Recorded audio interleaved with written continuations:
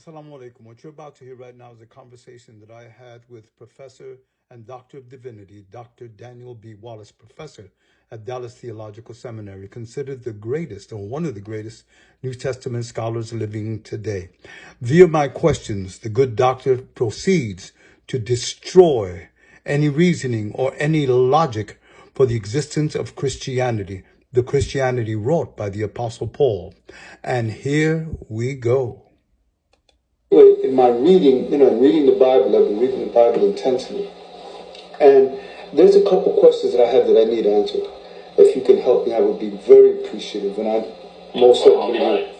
Well, would you know of any verse? I have a pen, and there's a miracle. I have a pen to write.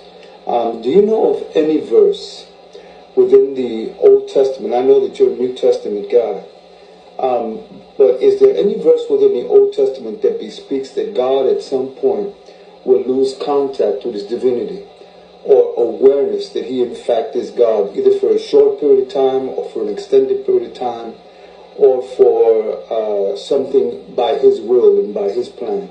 Do you know of anything within the Old Testament that states that? No, there's nothing like that. The reason for this question is to destroy the Christian concept of the dual nature of Jesus Christ being 100% man, 100% God, and the concept of co-eternity, that Jesus is co-eternal with God. Now, here we begin. Jesus Christ, when he comes, it is stated in the Bible, in the book of Revelation, chapter 13, verse 8, that the concept of atonement and salvation was begun before the creation of mankind, that before the creation of Adam, the system of atonement and salvation was already thought of and planned out via the death of Messiah, who is supposedly the Son of God, in a triune situation, who dies for the sin of mankind in order to reconcile man back to God. It was created before the creation of mankind, but yet Jesus, we're talking the dual nature of Jesus, but yet Jesus on earth, before the so-called crucifixion, suffers from a condition called hematohydrosis, in which the capillaries burst and leak blood into the sweat glands, giving the appearance of sweating blood. This happens to Jesus Christ, which it comes about by, which is brought about, a condition that is brought about by extreme, absolute stress and extreme, unmatched and absolute perspicuous fear, a fear so intense that it brings about a physical manifestation of the capillaries bursting and leaking blood into the sweat glands. On top of that, the book of Matthew, chapter 27, verse 46, Jesus says, my God, why hast thou forsaken me? Really? Dual nature, bleeding blood, sweating blood. Luke, chapter 22, verse 42, where Jesus Christ says, oh, my Lord, take this cup away from me. Nevertheless, not as I will, but as you will. He's asking out of this so-called plan of salvation, which he himself supposedly planned out before the creation of man. And sweating blood so intensely to get out of it. Wow. Let us continue. Do you know of anything? There are three questions. Do you know of any, and I'm glad you answer it quick, that way you can do. Do you know of any place where God states within the Old Testament that he will allow himself to be taught, that he will allow himself to be rebuked, disciplined, or sustained for his very existence by his creation?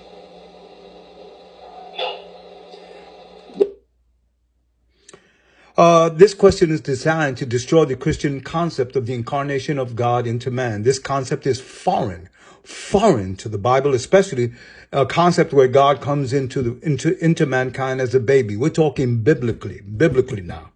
The Bible is the worst enemy of Christianity. It destroys that concept of incarnation. In fact, the Bible is so against the concept of incarnation that Christianity had commit criminality of tampering and corrupting the verses of Tanakh in order to make it a suggestion. For instance, the book of Hebrews chapter 10 verse 5 quotes and corrupts completely the book of Psalms chapter 40 verse 5 and 6. In the book of Psalms, it says, it's David speaking, where he's saying, oh my Lord, my ears you have opened for me. In other words, David is giving thanks to God for opening his ears and giving him understanding and allowing him to hear intensely. In the book of Hebrews chapter 10 verse 5, now it's Jesus speaking, and he's saying, but a body you have prepared for me, in order to suggest incarnation. So the concept is so foreign to Tanakh, so foreign to the Old Testament and foundational verses, that it needed corruption in order simply to make it a suggestion, for progressive revelation. Just to make it a suggestion, it required corruption. Let us continue. There's nothing in the Old Testament that makes that statement. That's right.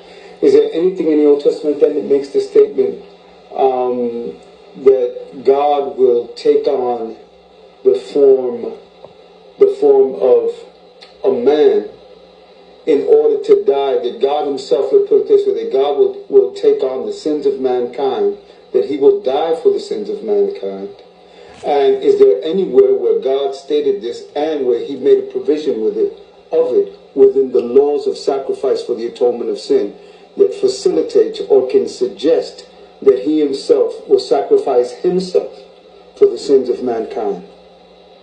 Well, there do seem to be some texts that move kind of in that direction. Isaiah 53 seems to, Genesis 22, those kinds of passages are hinting at. Daniel 7 seems to suggest that God may come in human form. But it's all pretty subtle. Extremely subtle, because when I looked at Isaiah and considered Isaiah 53, and when I looked at Isaiah 53, I saw that it was a distinction between God and the servant. In fact, in my humble, looking at the verse, that in fact Isaiah believed that it was God that was punishing the servant himself, and there's a clear separation between God and who that servant is, and the rest of the narrative begins to bespeak that, where to me it was clear that at a certain point it was like God speaking and saying that this is what will be done, and Isaiah then relating that. So I looked at that as a possibility, and I didn't get that. So that's nowhere then. No, I think you're overreading when you say it's nowhere. I think you have to say this is a distinct possibility. And it's, as a matter of fact, any kind of interpretation of Isaiah 53 that doesn't, that has no way to deal with it. It doesn't have the way to do it. There's quite a bit of biblical scholarship on Isaiah 53 that's really solid. And yeah, but you know that there's diverging views on Isaiah 53 also. Well, there have to be Big diverging views because you're dealing with people who are Jews and Christians on the text. Yeah, Okay, let me deal with this. He says Isaiah 53. Isaiah 53 has nothing to do with Jesus Christ, nor does it mention Messiah. In fact, Isaiah identifies who the suffering servant is. In the book of Isaiah, chapter 41, verse 8 and 9, 44, verse 1 and 2, 44, verse 21, Isaiah 45, 4, 43, 10 and 11, 48, 20, 49, 3, 54, 17. In the book of Isaiah, chapter 43, verse 10 and 11, you have something very interesting, where God identifies Israel as the suffering servant in both the singular and the plural, where it says in Hebrew, Atem eda numashem advia shavakati lemantedu visaminui, kianihu lafone noitzer fa'achrai lo iya anechi, where he identifies Israel as the suffering servant, both in the plural and in the singular. As for Isaiah 7, he's talking about Isaiah 7 verse 13. No, book of Daniel chapter 7 verse 13. It's not talking about, again, a man at all. He's talking about the Son of Man coming in the clouds, trying to suggest that this is talking about the incarnation of God again, dying for the sins of man. In Isaiah 7:13, no, it's talking about Israel. In fact, Daniel was puzzled by this dream that he had, and he asked the angels, who referred to in the Bible in Hebrew as ondim, and human beings are referred to as mechalkim. Ondim because the angels stand waiting for God's order, and he seeks them to tell him what this means, what the prophecy means. And it tells him, and the angels tell him and refer to him and make clear to him that it's talking about Israel. You can find this in book of Daniel, chapter 7, verse 16 to 18. So again, we have a destruction. There's nothing of that, as the doctor suggests, absolutely destroyed by the Bible itself. Daniel is puzzled by Daniel is puzzled by his dream, and he asks the angels and identify in verse Daniel 7 verse 16 to 18, that is in fact talking about the nation of Israel. This will continue in part 2. The thing is, if